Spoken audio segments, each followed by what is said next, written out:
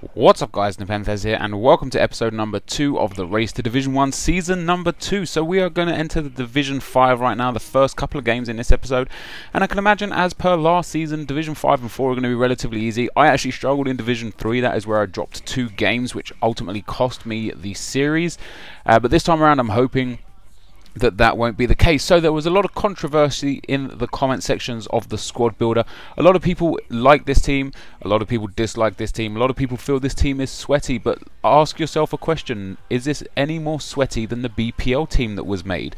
The BPL team had players equally as fast, equally as skillful, equally as strong. The defense was some of the strongest I've ever seen in a team. Is this team really any more sweaty just because they're unknown players with a lot of pace? Is that what defines a sweaty team? I want to try and strike the term sweaty play or sweaty team from the FIFA 13 vocabulary. I want to try and get rid of it from what we define as gameplay in FIFA, because ultimately you play FIFA to win, and you want to use the teams that benefit you the most to suit your style of play. And if you're the sort of person that likes to play a possession game and likes to have a slow build up and not necessarily fast pace or skill, but you win games like that, does that mean you're sweaty just because you use the team that suits you? For me, I like pace on the wings, I like pace up front, I like solid central defensive midfielders, I like them to have good defensive stats and good work rates.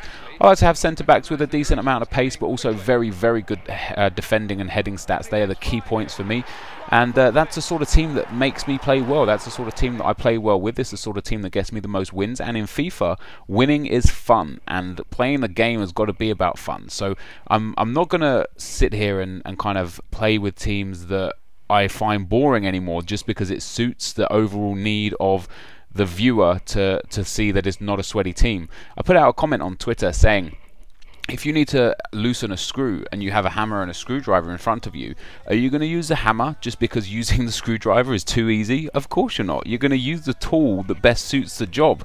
And in FIFA 13, unfortunately, pace and strength are a lot to do with the job at hand. So if you're going to build a team and purposely hinder yourself just so that you can not be called sweaty, or just so that you can feel like you have a superior ground over people that use faster players, then that's entirely up to you. But I'm not going to be that person. I'm going to start building teams that really suit me, and if they include very fast players, then so be it.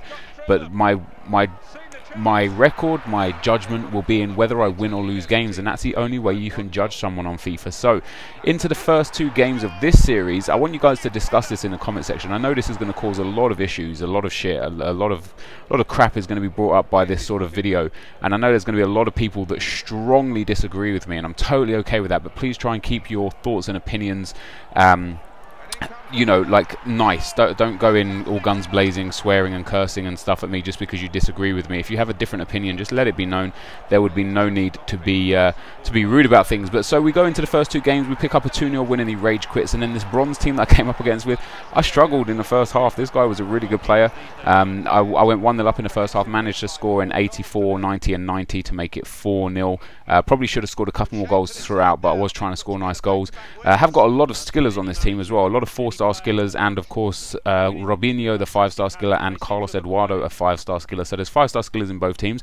But guys, this is the end of the episode, so if you wouldn't mind leaving a like, rating, comment and subscribe to my channel if you haven't already, that would be absolutely fantastic. We get off to a good start, 2 wins out of 2. This is the end of the episode though guys, so thank you very much for watching, and I will see you next time. Cheers.